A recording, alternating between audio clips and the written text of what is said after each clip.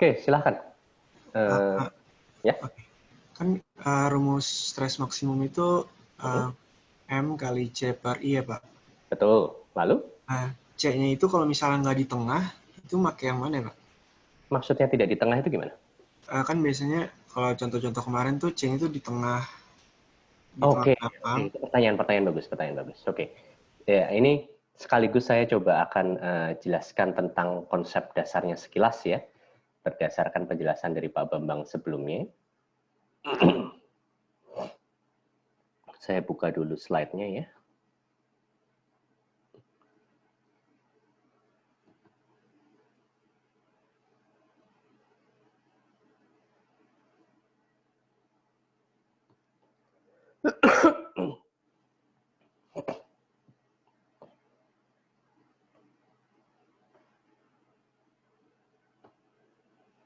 Apakah kalian bisa melihat ini sharing screen saya? Bisa, Pak. Ya, bisa ya. Oke. Nah, yang perlu kalian ketahui itu satu. Oke. Saat kita membahas sebelumnya,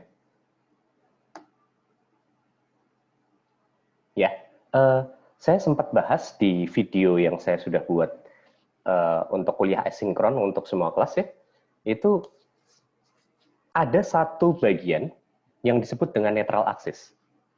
Oke, neutral surface. Itu bisa dilihat di sini. Itu bagian yang saya merahkan. Oke.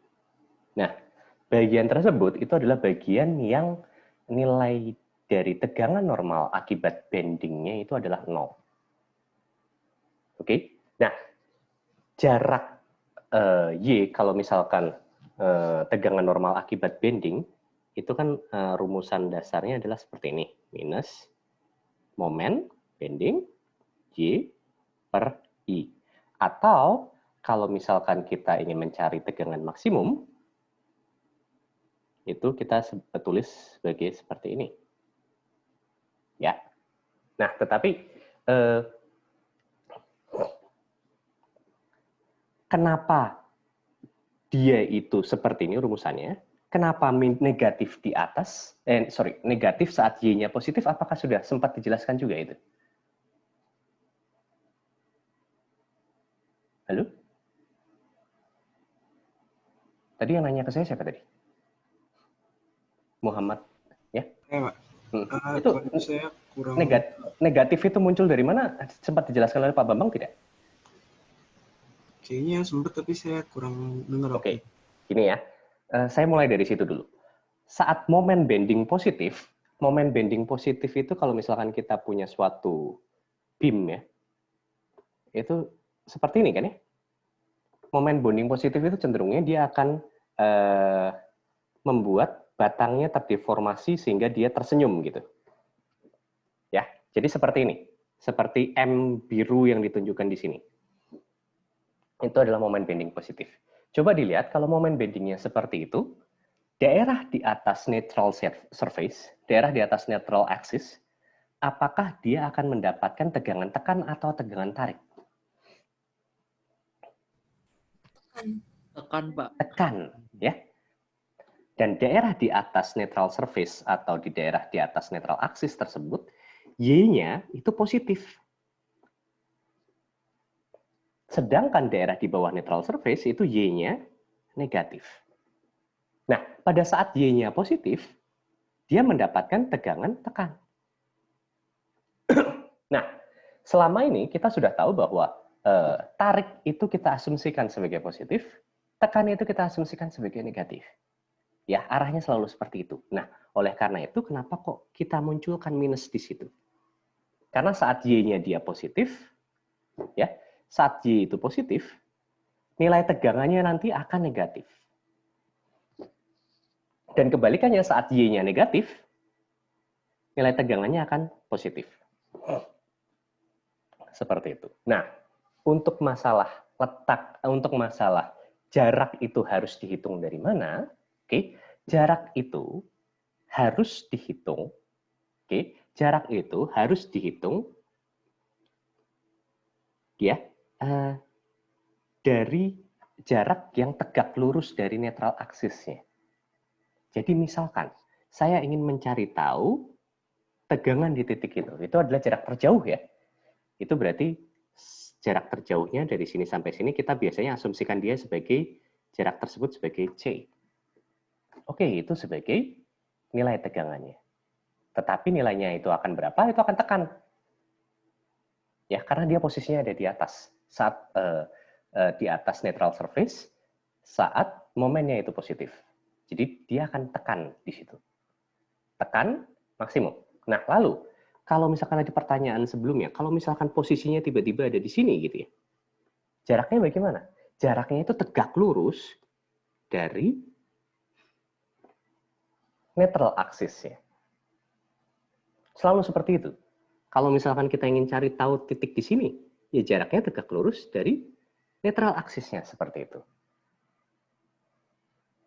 Karena kalau misalkan kalian coba lihat distribusi yang sudah dijelaskan ya, distribusi yang sudah dijelaskan, ini kalau misalkan kita lihat dari samping dia akan seperti ini. Tetapi kalau kita lihat dari mungkin pandangan isometrisnya ya, kalau misalkan kita lihat ya, seperti itu distribusinya untuk jarak Y yang sama, ini misalkan netral aksisnya ya, distribusinya untuk jarak Y yang sama, itu akan sama. Jadi posisi di atas ini, semuanya akan mendapatkan nilai tegangan tekan yang sama.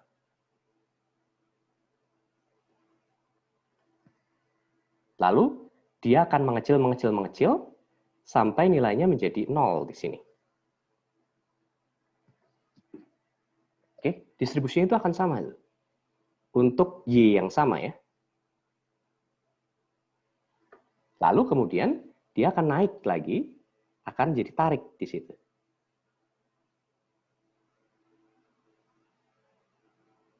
Dan untuk Y yang sama, nilainya akan sama. Seperti itu. Kebayang nggak? Tadi itu yang nanya ke saya siapa? Muhammad ya? Muhammad siapa ya? Bayang Pak, Muhammad Aldin. Nah, sudah menjawab pertanyaan kamu belum? Sudah Pak. Jadi, jaraknya dihitung dari netral aksisnya dia. Tegak lurus netral aksisnya dia. Ya, silakan David. Izin tanya, itu untuk Y-nya itu dihitung terhadap sumbu netral, jadi yang di bawah itu apakah bisa nilainya negatif atau tetap nilai Y positif? Y itu, positif itu kita anggap, gini ya, kalau kita membuat suatu sumbu ya, biasanya itu ke atas memang selalu positif. Nah, kalau di bawah sumbu netral, itu akan negatif. Makanya, kenapa kok rumusan tadi yang saya berikan, yang sempat didiskusikan oleh Pak Bambang juga, untuk rumusan general tegangan geser akibat bending, itu adalah seperti ini. Minus M, Y, per I. Karena Y di sini, positif negatifnya dan besarnya, itu dilihat. Saat dia posisinya di atas, saat momennya itu momennya positif, saat nilai momennya itu positif, oke, seperti ini ya, untuk kasus seperti ini itu kan, kasus yang saya tunjukkan di sini, nilai momennya positif.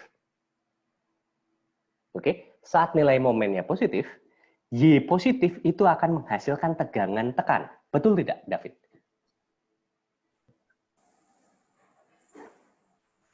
Halo, iya, David? Pak. Kebayangkan ya? Iya, saat Pak. momennya itu positif, di atas sumbu netral, tegangannya akan tekan. Benar nggak, David? Benar, Pak. Nah, di bawah sumbu netral, tegangannya akan tarik. Nah, oleh karena itu, saat momennya positif, Y-nya itu nilainya negatif misalkan, misalkan Y-nya itu nilainya negatif, kalau kamu masukkan ke sini, ya, nilai tegangannya nanti akan apa? Positif bukan? Positif. Ya, jadi ini tanda negatif di sini itu bukan tanda main-main itu. Ya, jadi tanda negatif di situ itu untuk membantu kalian menentukan apakah dia tekan atau tarik. Kalau misalkan kalian menggunakan aksis yang benar. Walaupun untuk beberapa kasus, untuk beberapa di antara kalian malas menggunakan tanda negatif ini, tetapi nanti kalian bisa analisis, oh ini di atas sumbu netral, momennya positif ya, harusnya tekan di situ, nilainya negatif. Seperti itu. Itu juga terserah kalian. Kalian boleh menggunakan langsung rumusan seperti ini, atau kalian pakai tanpa ada negatifnya di situ MY per I, tetapi kalian analisis terlebih dahulu apakah tegangan di titik tersebut tekan atau tarik. Oke, tetapi rumusan standarnya itu yang ada negatifnya ini. Kebayang nggak, David? Oke, sudah kebayang, Pak. Terima kasih. Ada lagi yang ingin bertanya? Silakan. Berarti kalau tarik itu positif, kalau tekan itu negatif ya, Pak? Tarik itu positif untuk tegangan normal ya. Tegangan normal, definisi dari tegangan normal itu untuk tegangan normal tarik, oke, sigma yang seperti itu dianggap sebagai positif. Sedangkan kalau untuk tegangan normal tekan, itu kita anggap sebagai negatif. Kita buat konsisten dengan apa yang kita pelajari di gaya-gaya di statika. Saat kita mempelajari gaya aksial ya, itu kan tarik itu selalu positif, tekan itu selalu negatif. Gitu. Oke? Baik, Pak. Terima kasih. Ada lagi yang ingin bertanya? Silakan.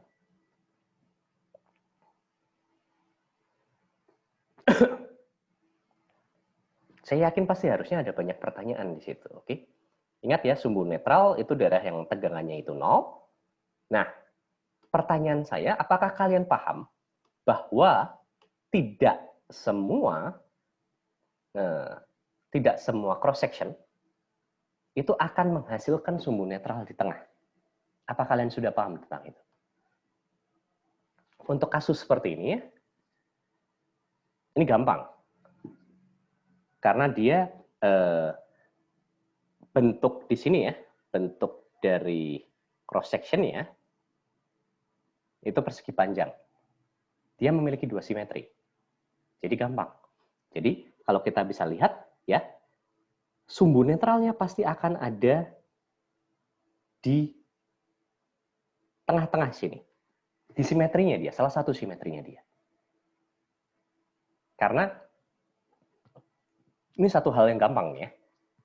Pas di tengah-tengah, karena memang sumbu netral itu salah satu persyaratannya yang waktu itu saya sempat jelaskan dan juga Pak Bambang sempat jelaskan itu adalah sumbu netral harus melalui apa itu namanya? Ada yang ingat nggak? Centroid, Pak. Centroid ya. Sumbu netral harus melalui centroid. Nah, kalau untuk kasus yang simetris seperti tersebut ya, kita memiliki 2 simetri ya, enaknya itu adalah ya centroidnya pasti di tengah-tengah. Kalau centroidnya pasti di tengah-tengah, oke, untuk kasus yang momen bendingnya itu seperti yang ditunjukkan di situ, sumbu netralnya pasti akan di tengah sini. Karena dia harus melalui centroid. Ya, seperti itu. Sumbu netralnya pasti akan melalui centroid. Nah, tetapi ada banyak kasus yang centroidnya tidak pas di tengah. Artinya apa? Kita harus mencari terlebih dahulu centroidnya untuk memastikan bahwa untuk memastikan letak dari sumbu netral kita. Gitu. Itu ada di video asinkron yang ketiga yang saya berikan. Nah, untuk kasus-kasus yang sumbu netralnya tidak pas di tengah, kalian tahu tidak? Kalian sudah paham belum? Silakan.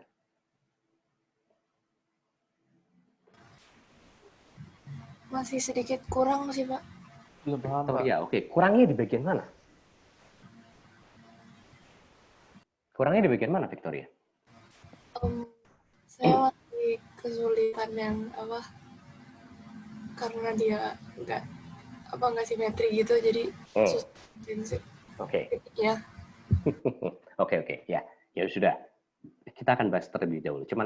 Kita akan bahas nanti ya. Setelah ini saya akan bahas untuk kasus di mana sumbu netralnya tidak pas di tengah. Nah, tetapi saya di sini akan coba pastikan dulu. Untuk kalau kasusnya sumbu netralnya pas di tengah, itu kalian ada masalah atau tidak? Ya, misalkan untuk kasus seperti ini. Bagaimana cara penyelesaiannya? Ya, ingat tadi untuk kita mencari tahu tegangan, oke.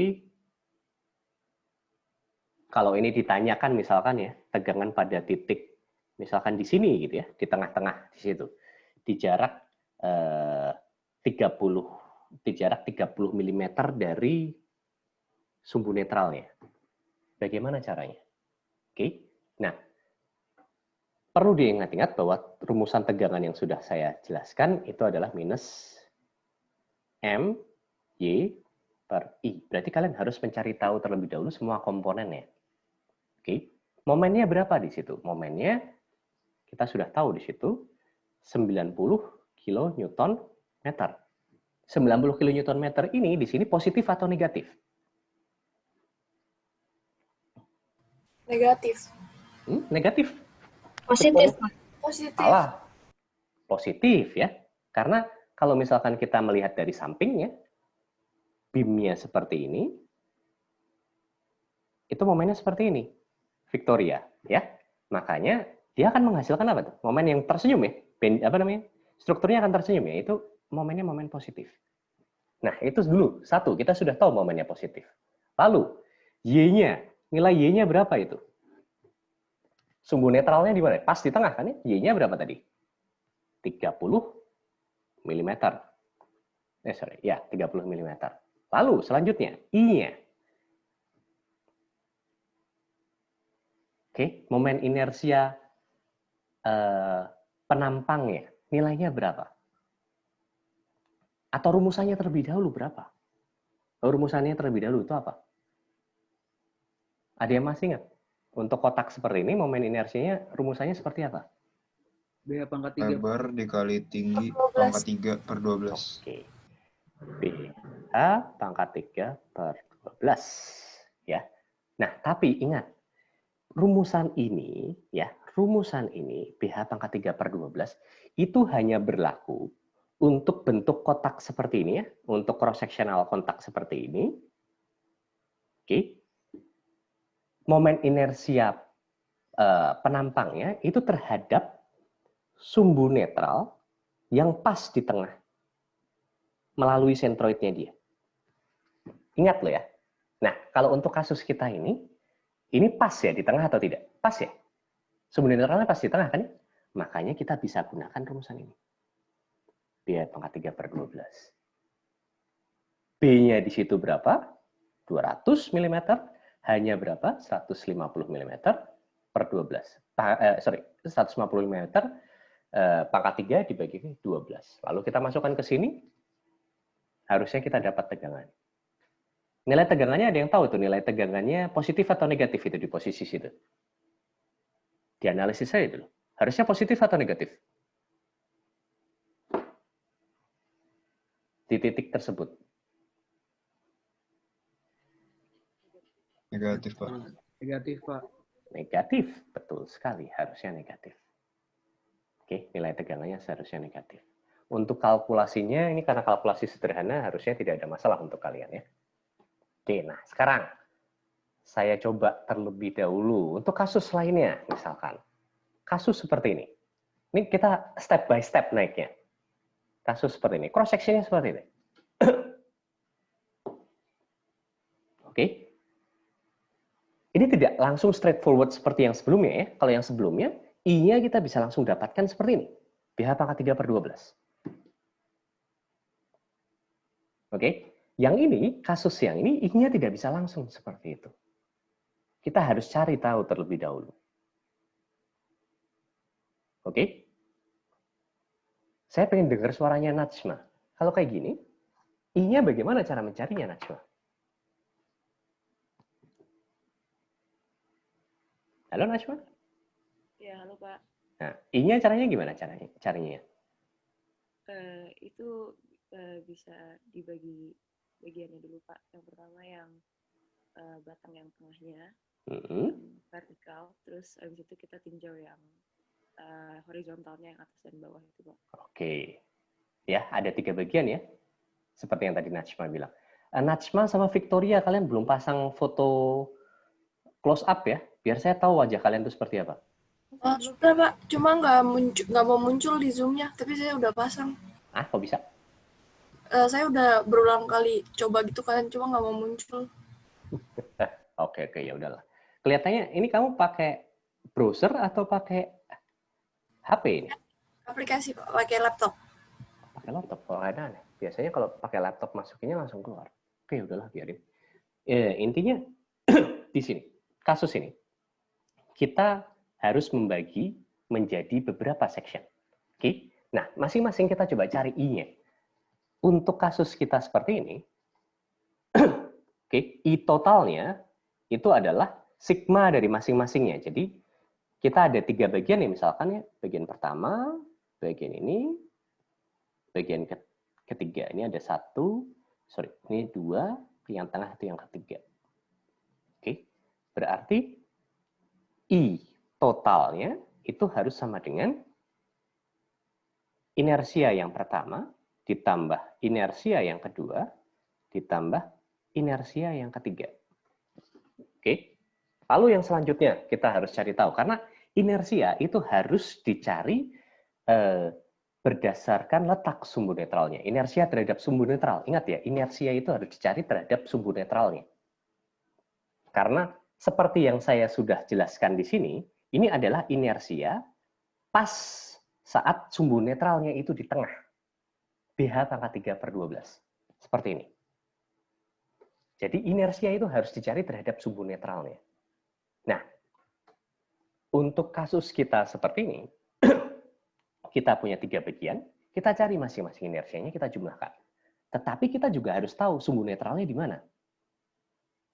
Oke? Untuk kasus ini, Duta salam. Halo Duta? Ya, Pak. Ya, masuk, Pak. Oke. Duta, kalau untuk kasus yang ini, sumbu netralnya di mana, Duta? Di yang N itu, Pak. NA itu ya?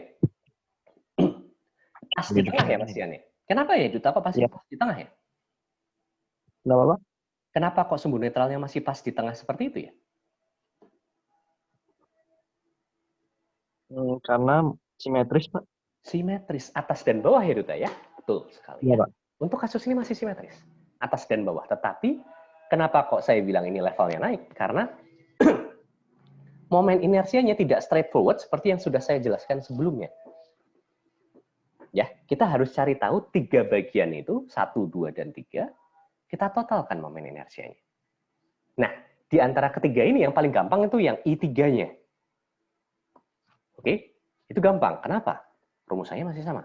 BH pangkat 3/12. Karena bentuknya dia itu adalah tetap persegi panjang, ya, dan sumbu netralnya, sentroidnya itu pas di tengah dan melalui sumbu netralnya. Oke, kasus dia ini sentroidnya pas di tengah. Sentroidnya dari I3 tadi, dari luasan ketiga tadi, sentroidnya pas di tengah dan itu melalui sumbu netralnya. Betul kan ya? Oke, jadi kita masih bisa pakai BH pangkat 3/12.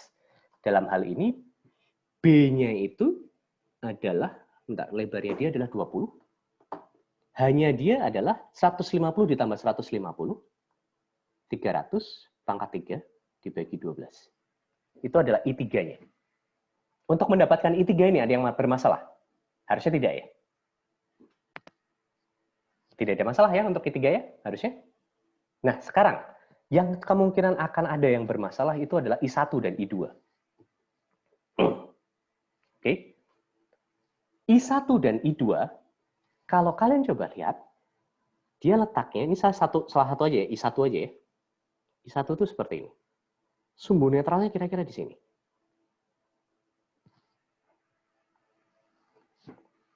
Oke. Nah, pertanyaan saya, letak sentroid dari luasan pertama ini di mana? Fahriza Alif. Ya, Pak. Letak sentroid dari luasan yang pertama ini di mana, Fahriza? Di tengah-tengah persegi panjang yang atas itu, Pak. Oke, di sini ya? Berarti kira-kira di situ ya? Iya, Pak. Situ. Nah, pertanyaan saya, Fahriza, apakah dia melalui sumbu netral dari I-beam-nya keseluruhan, dari beam keseluruhannya tidak, Fahriza? Tidak, Pak. Tidak. Nah, untuk mencari nilai dari I1-nya, caranya bagaimana, Fahriza? Dengan menggunakan teori paralel aksis, Pak. Betul, parallel axis theorem ya. Berarti kita pakai BH pangkat 3/12. Itu punyanya dia sendiri. Lebarnya dia B, panjangnya dia di sini ke sini H, pangkat 3/12. Oke. Itu kita harus tambahkan dengan apa tadi? AD kuadrat, Pak. A-nya itu apa? Luas dari persegi tadi ya, satunya, Pak. D itu apa? Jarak ke sentroidnya, Pak. Sentroid utama. Sentroid ke? Jarak dari sentroid ke netral aksis ya? Ke netral aksis, ya, Pak. Tuh, berarti ini. Ini adalah D. Ingat, jarak dari sentroid ke netral aksis itu adalah D. Jadi dalam hal ini, B-nya dia itu adalah 250, H-nya dia itu adalah 20, pangkat 3, kita pangkatkan 3 dibagi 12, kita tambahkan dengan A-nya dia adalah 250 dikali 20. Dikali pergeseran kuadrat. Pergeserannya di situ, berapa itu pergeserannya? Fadil Rahman, pergeserannya berapa itu?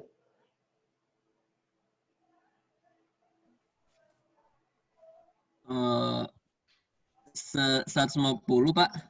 Yakin 150. Dari sentroid ke netral aksis lah ya. Sentroidnya apakah 160. Ingat ya, hati-hati ya. Karena 150 itu adalah jarak dari sisi bawah ke netral aksis. Padahal yang kita cari itu adalah dari sentroid ke netral aksis. Sentroid itu pas di tengah-tengah. Berarti harusnya 150 ditambah 10 ya, Fadil? Iya, Pak.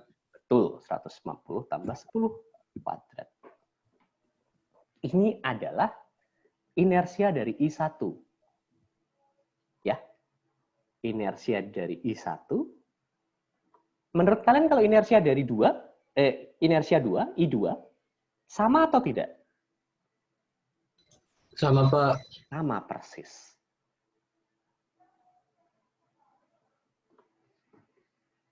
Oke, jadi sebenarnya inersia 1 dan inersia 2 itu sama persis. Kalian tinggal hitung, masukkan ke sini, masukkan ke sini. Inersia 3 masukkan ke situ. I totalnya kalian akan tahu. Nah, setelah itu, kalian bisa cari tahu nilai dari tegangannya. Absolute maximum bending stress yang ditanyakan. Nah, kalau yang ditanyakan absolute maximum bending stress, oke, ya, apa yang harus dicari tahu terlebih dahulu di situ?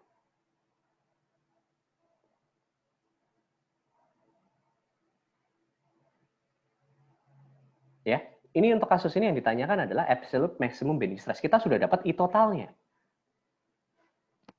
Padahal di sigma kita, untuk mencari sigma itu kita butuh M, Y, per I. Absolute maximum bending stress, kalau maksimum bending stress itu harusnya di ujung paling atas atau di ujung paling bawah kan ya, tergantung kita mau nyari yang tekan atau tarik. Berarti jaraknya itu 170. Y-nya kita sudah tahu. 170. I-nya kita sudah tahu. M-nya ini kita dapat dari mana ini?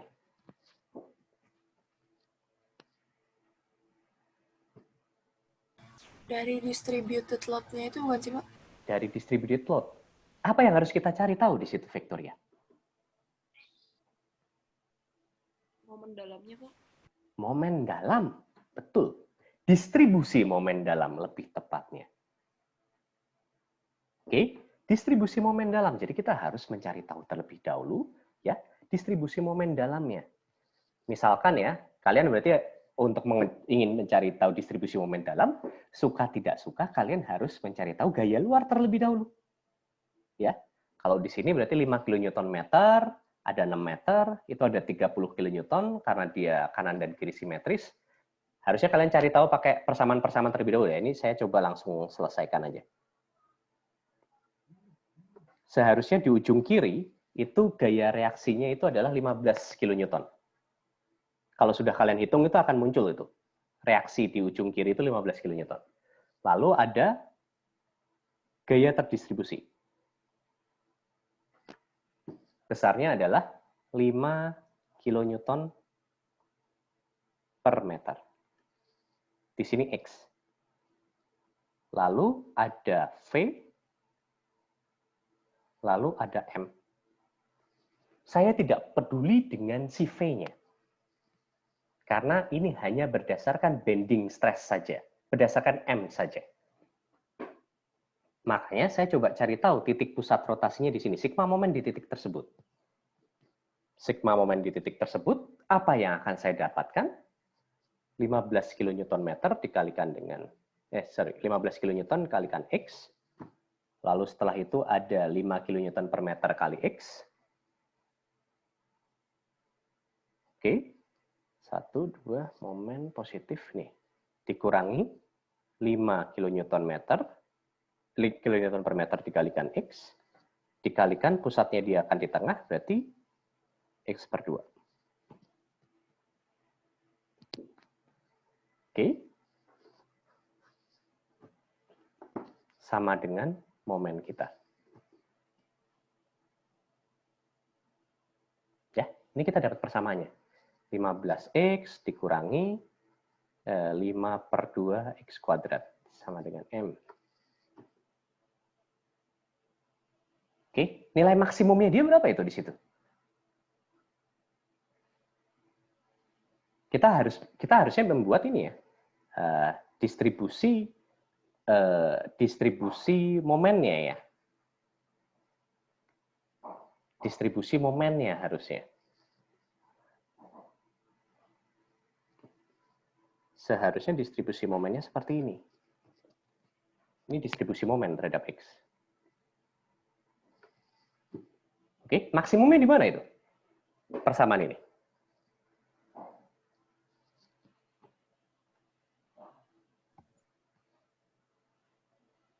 Halo Fadel, tadi kamu sudah mau menjawab, Fadel? Silakan. Di tengah, Pak. Di tengah, betul sekali. Di tengah. Di tengah itu X-nya berapa tuh nilainya? X sama dengan 3. 3 ya, kalau kita masukkan X sama dengan 3 di situ, hasilnya itu akan kita dapatkan nilai momen maksimumnya. Nah, nilai momen maksimum ini kalian bisa gunakan di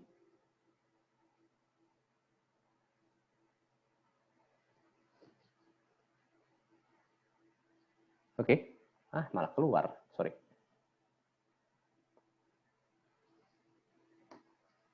Nilai momen maksimum ini kita bisa gunakan di persamaan utama tadi. Untuk mendapatkan tegangan maksimum absolut. Arti dari tegangan maksimum absolut itu adalah dari keseluruhan batang ini, tegangan maksimum akibat bendingnya letaknya di mana. Seperti itu. Ini sebenarnya saya ngasih ini ya, ngasih bocoran ke PR ya. Waduh. Ini salah satu PR kalian ya? Benar nggak sih? Iya, Pak. Waduh. Kenapa nggak ada yang ngasih tahu ya? Wah, keenakan nih kalian nih.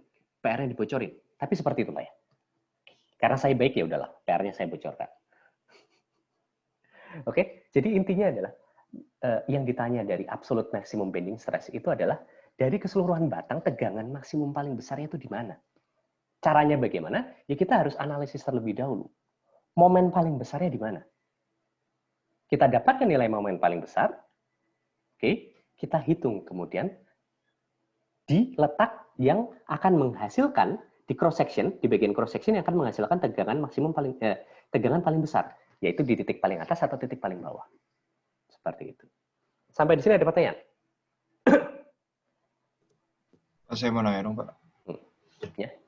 Kalau misalkan yang ditanya tuh di 2 meter, Pak, momennya. Berarti cari maksimumnya, persamaannya itu yang udah 15x min. Terus nanti 2 meter itu dimasukin ke situ. Dapat momennya ya, situ. Betul. Kalau yang ditanyakan adalah momen terbesar pada potongan ini ya, potongan 2 meter misalkan. Tegangan terbesar pada potongan 2 meter. Ya, kalau seperti itu berarti kamu cari tahu nilai momen di 2 meter tersebut. Gitu. Ini kan masih pakai cara statika, Nathan. Ya? Oke, Pak. Makasih, Pak. Kalau yang ditanyakan di sini itu adalah absolute maximum bending stress. Artinya apa? Tegangannya itu yang paling besar di antara seluruh batang. Artinya apa? Ya cari yang momennya paling besar. Seperti itu. Ada lagi yang ingin bertanya di sini? Sebelum saya lanjutkan ke level selanjutnya.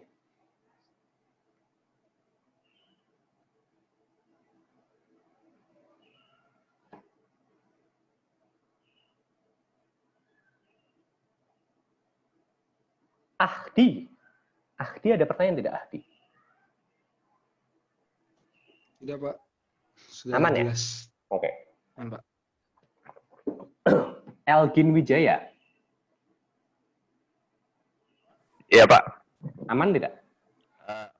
Sampai sekarang masih aman, Pak. Oke, kalau kayak gitu.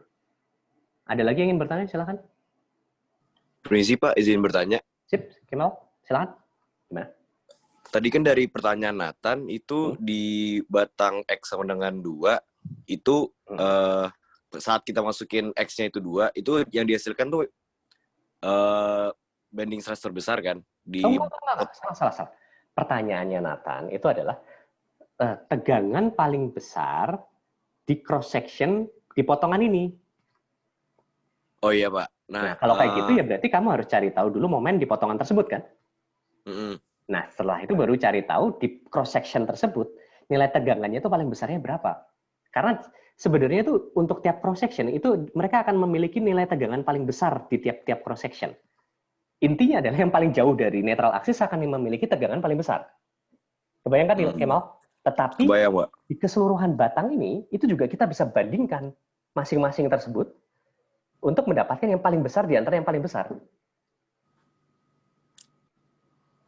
Oke, Pak. Baik, Pak. Jadi kalau yang paling besar di antara paling besar, ya kita harus cari tahu momen yang paling besarnya itu titiknya di mana.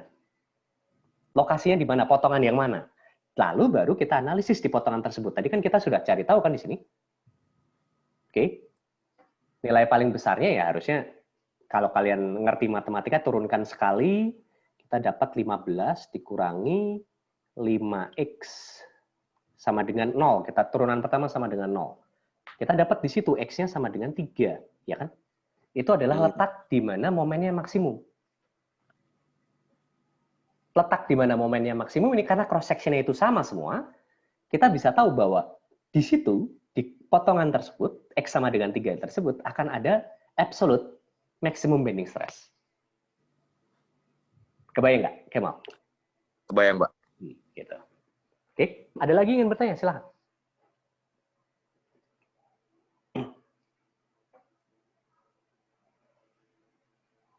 Adinda Silviani Putri. Ada, Pak. Ya, sudah paham? Paham, Pak. Oke, kalau kayak gitu, saya lanjutkan ya. Kalau tidak ada pertanyaan lagi, ini kita coba ke level selanjutnya. Level selanjutnya itu, ini ada solusinya, Mas.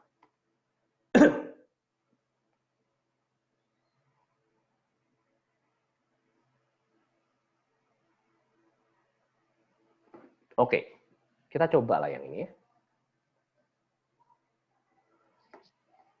Nah, ada kasus lainnya, ini sebenarnya tadi, ini sudah ada di soal ya, sorry, janganlah. Kasus lainnya, nah ini, kita coba yang ini. PR kalian ya? Bukan ya? Yang ini bukan, Pak, yang sebelumnya tadi. Ini bukan PR ya? Kalau ini PR, jangan ketahuan, untung nggak kelihatan. Oke. Ini bukan, Pak. Ini bukan PR ya? Oke, kalau kayak gitu kita coba bahas dulu yang ini. Ini kan salah satu contoh di mana netral aksisnya tidak pas di tengah. Oke, kita coba bahas bareng-bareng. Saat netral aksisnya tidak pas di tengah itu apa yang harus kita lakukan? Kalau yang tadi, maka ini saya naik satu persatu ya. Awalnya tadi kita coba cross section-nya kotak. Dia jelas atas bawah simetris. Dan bisa langsung didapatkan momen inersianya langsung. Lalu kita tadi juga sudah membahas yang bentuknya I-beam ya, bentuknya I.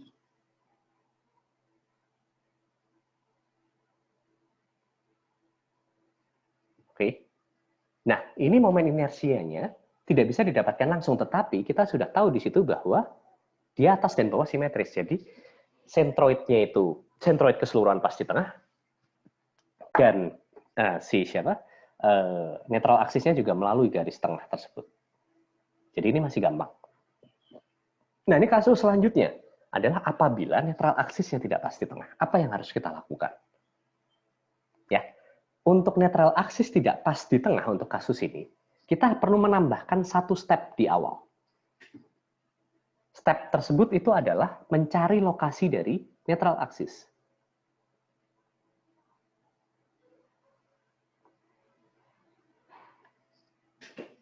Oke, kita harus mencari tahu terlebih dahulu lokasi dari si netral axis. Bagaimana caranya mencari tahu lokasi dari netral axis? Itu di di pembahasan ketiga dari video asinkron yang sudah saya buat, itu sudah ada pembahasannya. Lokasi dari netral axis, mencari lokasi dari netral axis itu caranya bagaimana? Oke, yang kita harus lakukan terlebih dahulu adalah kita harus mengasumsikan terlebih dahulu, oke, titik nol kita mau di mana? Oke, sumbu X kita mau di mana? Sumbu X kalian mau di ujung atas kah? Atau mau di ujung bawah kah? Atau mau di tengah-tengah kah? Tujuannya apa? Oke, tujuannya apa untuk mencari tahu, untuk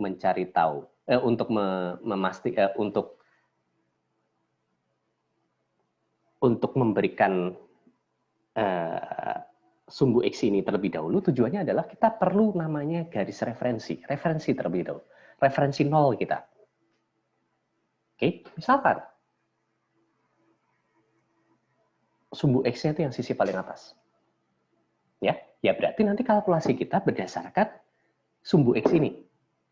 Artinya nanti titik netral aksis kita, garis netral aksis kita itu akan didapatkan jaraknya dari si sumbu X ini.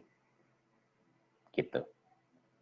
Nah, untuk mencari posisi dari netral aksis kita caranya bagaimana? Ada yang bisa menjelaskan ke saya? Ada yang bisa membantu saya?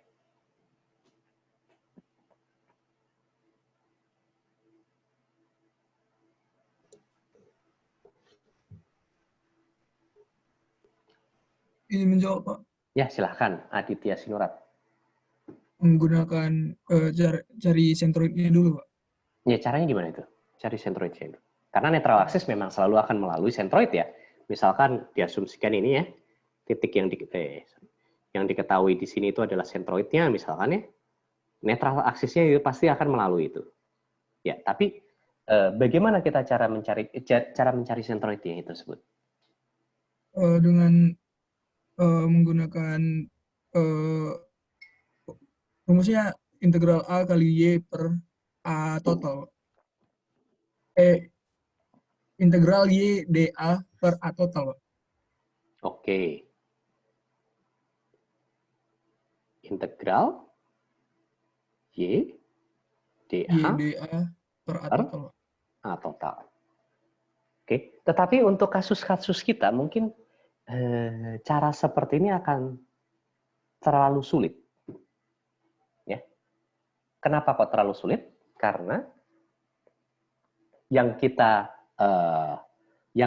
biasanya handle itu adalah kasus-kasus di mana bentuknya itu tidak perlu kita selesaikan dengan integral. Untuk kasus seperti ini bagaimana caranya? Bisa disimplifikasi pakai cara ini ya, yang atasnya ya, disimplifikasi ya.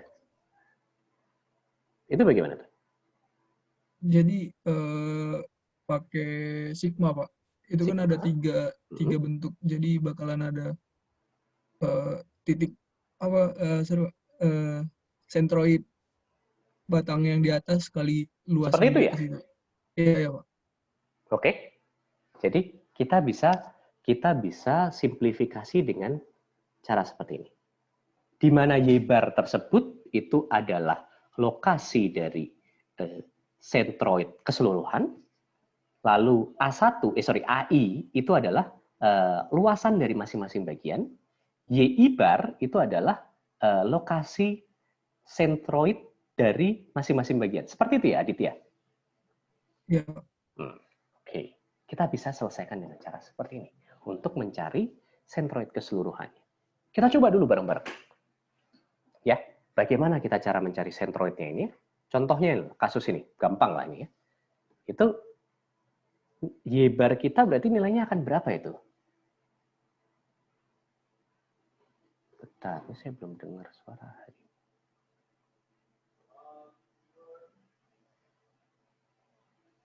Ayo dia. Ya, Pak.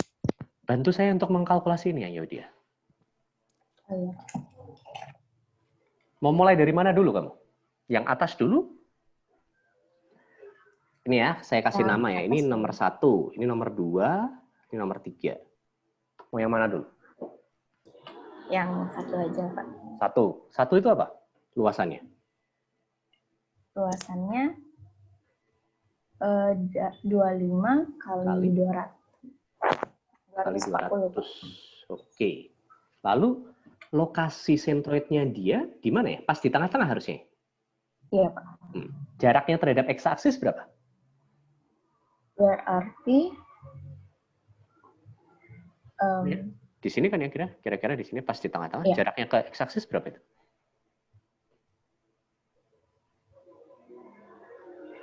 (25) kan ini? Ya. Segitu 25. X-aksis di atas. Enggak, ini atas ini loh. Referensi saya itu x-aksis saya di sini. Oh, ya.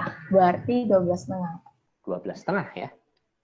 Oke, ingat itu tujuannya x-aksis itu untuk sebagai referensi awal. Jadi nanti kita akan mencari tahu sentroidnya itu jaraknya dari si x-aksis tersebut. Ayo dia.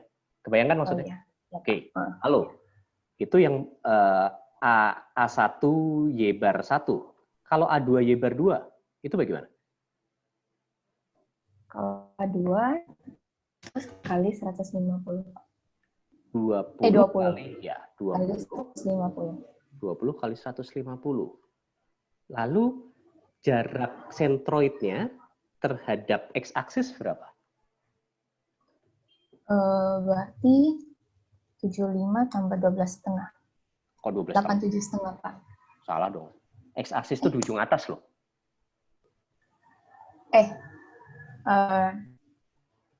75 tambah 25. 75 tambah 25, betul sekali. 75 tambah 25. Oke, hati-hati ya Yodia ya. Nah ini untuk semua juga ya. Karena kesalahan perhitungan seperti ini sering terjadi pada saat ujian. Jadi jangan sampai itu terjadi. Oke, kebayang ya Yodia ya. Intinya itu adalah semuanya dikalkulasi terhadap satu sumbu referensi kamu Yodia. Nah ini referensinya saya mau yang paling gampang ya paling atas saja. Jadi saya semuanya kalkulasi terhadap itu. Gitu ya Yodia ya? Iya, Pak. Oke, nah sekarang 2 dan 3 itu sama atau tidak? Sama. Sama, berarti boleh saya kalikan 2 aja ya? Iya. Oke, saya jumlahkan, lalu totalnya dibagi dengan luasan keseluruhan. Oke, luasan keseluruhan itu berarti total dari ketiga luasan tersebut. 25 kali 200. Lah. Kenapa kok?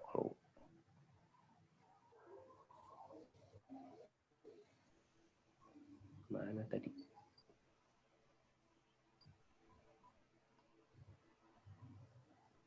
Oke, 25 dikali 200 ditambah 2 dikali 20 kali 150.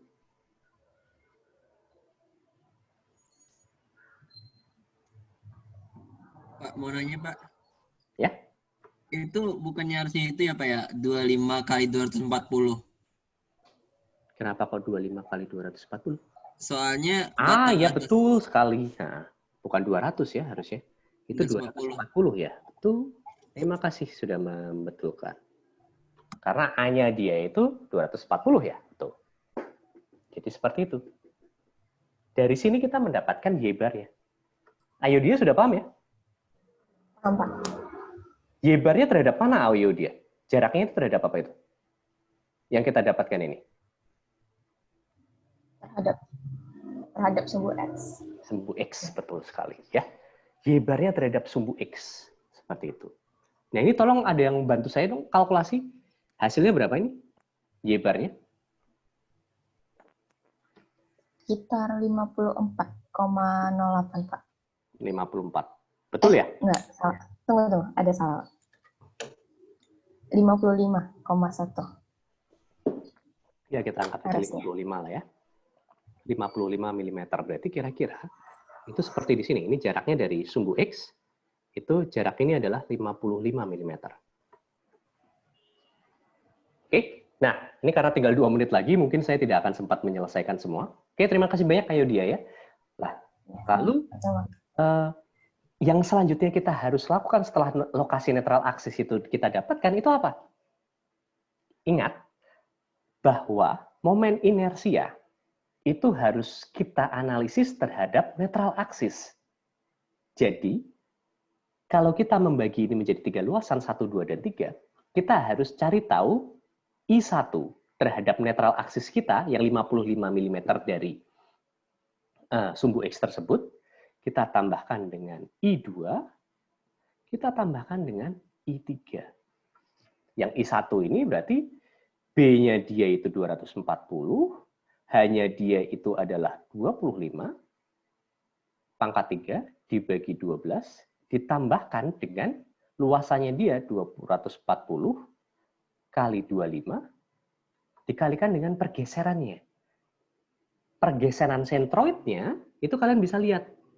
Sentroidnya yang harusnya itu posisinya dari x-aksis itu 12,5, kita harus geser, oke? Pergeserannya itu sampai ke netral aksis, dari netral aksis sampai ke yang 12,5 dari x-aksis itu. Berapa itu jaraknya jadinya?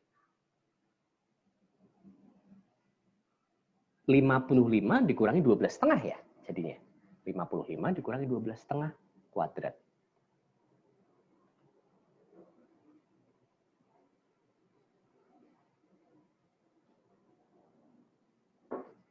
Ini inersia yang pertama. Inersia yang kedua dan inersia yang ketiga itu sama. Itu B-nya dia itu adalah 20, H-nya dia adalah 150, pangkat 3 dibagi 12. Pergeserannya dari titik ini menuju ke netral aksis. Jadi hanya kecil itu saja. Yang lokasinya itu harusnya 25 ditambah 75, 100 ya. Dari titik atas itu nilainya itu harusnya adalah 100. Si sentroid dari luasan kedua dan ketiga itu harusnya 100 dari x-aksis. Kita geser dari 55 ke 100 tersebut. Berarti ini harus dijumlahkan dengan luasannya dia 20 kali 150 kali pergeseran kuadrat. Pergeserannya itu adalah 100 dikurangi 55 kuadrat. Dari situ kita bisa dapatkan I2 dan I3. Oke, sampai di situ ada yang mau ditanyakan? Ini waktu kita sudah habis, selesai. Seharusnya cukup paham ya untuk mendapatkan momen inersia keseluruhan dan untuk mendapatkan pergeseran dari netral aksis. Nah, setelah itu kalkulasinya biasa. Tinggal menggunakan M, momennya dikalikan dengan Y-nya, dibagi dengan I-nya. Seperti itu. Ingat, Y di sini itu adalah jarak dari netral aksis. Oke? Kelihatannya karena waktu kita sudah habis, kuliah kita mungkin cukup sampai di sini ya. Nanti kita lanjutkan hari Senin. Jika ada pertanyaan tentang bending, tolong langsung kalian utarakan di hari Senin. Oke? Kalau ada pertanyaan tentang latihan, tentang PR-nya juga kalian bisa utarakan hari Senin. Oke? Terima kasih banyak ya hari ini. Terima kasih. Siap, makasih, Pak. Terima kasih, Pak. Terima kasih. Terima kasih, Pak. Pak, mohon maaf, Pak. Saya tadi kelupaan absen, Pak. Nanti hari Senin kamu bilang ke saya aja. Oke? Oh, oke, Pak. Terima kasih, Pak.